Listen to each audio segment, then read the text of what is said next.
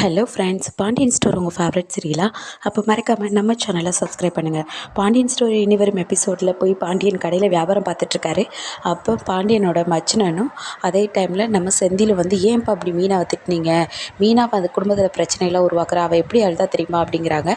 உடனே பாண்டியன் சொல்கிறாரு, எனக்கு எல்லாரையும் திட்ட உரிமை இருக்குது, அந்த உரிமையில் தான் நான் திட்டினேன், நீ போடா நான் பார்த்துக்கிறேன் அப்படிங்கிறாங்க. இன்னொரு பக்கம் நம்ம மயிலு சரவணனுக்கு சாப்பாடு கொண்டு வராங்க.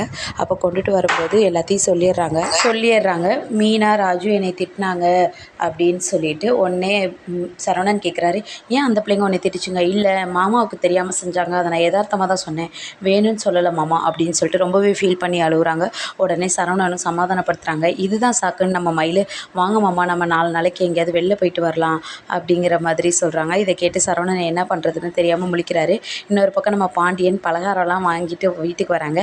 அவரை பார்த்தோன்னே நம்ம மீனாவும் ராஜு ஹால்லேருந்து ரூமுக்கு போகிறாங்க. எங்கேப்பா போகிறீங்க, இங்கேயே இருங்க அப்படிங்கிறாங்க.